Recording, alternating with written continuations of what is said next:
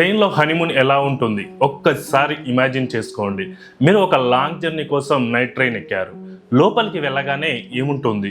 నీట్గా మడత పెట్టిన రైల్వే బెడ్షీట్స్, పక్కనే మాట్లాడుతున్నటువంటి ప్యాసింజర్ల మాటలు, చుక్ చుక్ అని రైల్ సౌండ్స్ మనకు వినిపిస్తాయి కదా. కానీ మీరు కంపార్ట్మెంట్ లోపలికి అడుగు పెట్టగానే ఒక 5 స్టార్ హోటల్ రేంజ్లో మీకు హనీమూన్ సెటప్ కనిపిస్తే ఎలా రియాక్ట్ అవుతారు?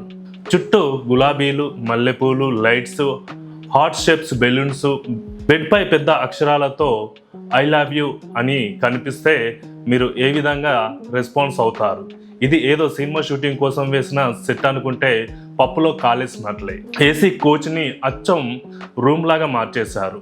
ఇప్పుడు ఈ వీడియో సోషల్ మీడియాలో టాప్ ట్రెండింగ్లో ఉంది. అసలు రైల్లో ఇలాంటి డెకరేషన్ చేయడానికి పర్మిషన్ ఉందా? ఈ పని చేసింది అసలు ఎవరు? దీనివల్ల ఉద్యోగం ఊడిపోయింది ఎవరికి? ఈ ఇంట్రెస్టింగ్ స్టోరీ మొత్తం ఈరోజు వీడియోలో క్లియర్గా తెలుసుకుందాం.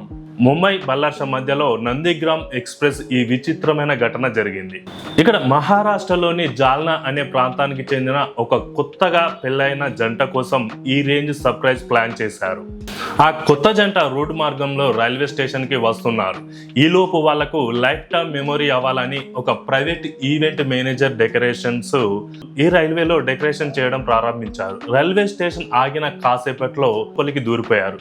వేలాది గులాబీ రేకులను బెడ్ మీద, కింద ఫ్లోర్ మీద పరిచేస్తారు. గోడలకు మల్లెపూల దండలు, ceiling red and white balloons కట్టేసి కంపార్ట్మెంట్ మొత్తం కూడా ఒక హనీమూన్ రూమ్గా మార్చేశారు.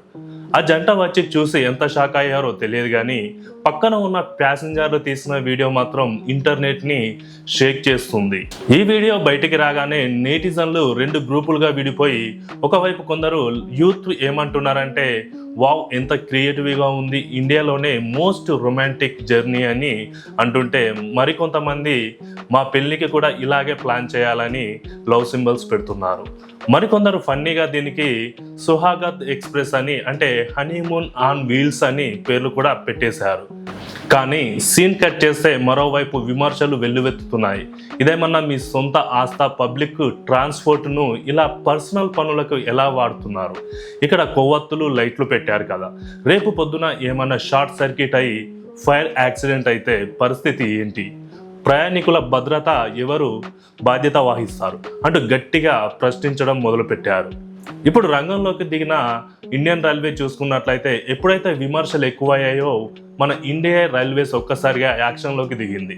అసలు పర్మిషన్ లేకుండా డెకరేటర్లు లోపలికి ఎలా వచ్చారు, కోచ్ మొత్తాన్ని ఎలా మార్చేశారు అని సీరియస్ విచారణ ప్రారంభించింది. రైల్వే అధికారులు తేల్చింది ఏంటంటే ఆ డెకరేషన్లకు ఎలాంటి ముందస్తు అనుమతి తీసుకోకుండా కోచ్లోకి ప్రవేశించారు. ఇది రైల్వే నిబంధనల ప్రకారం అసలు చట్టవిరుద్ధం. అందుకే అనుమతి లేకుండా కోచ్లోకి ప్రవేశించొద్దని రైల్వే పోలీసులు కేసులు నమోదు చేశారు. ఇదంతా ఒక ఎత్తు అయితే, ఆ టైంలో రైల్లో డ్యూటీలో ఉన్న ఒక చీఫ్ టికెట్ ఇన్స్పెక్టర్ టీటీపై తీవ్రమైన క్రమశిక్షణ చర్యలు తీసుకుంది. తను డ్యూటీలో నిర్లక్ష్యం వ్యవహరించడం వల్లనే ఆ టీటీని వెంటనే సస్పెండ్ చేస్తూ ఉత్తర్వులు జారీ చేసింది. ఎవరో చేసిన సర్ప్రైజ్ ప్లాన్ ఇక్కడ పాపం డ్యూటీలో ఉన్న ఉద్యోగి ప్రాణాల మీదకి తీసుకొచ్చింది.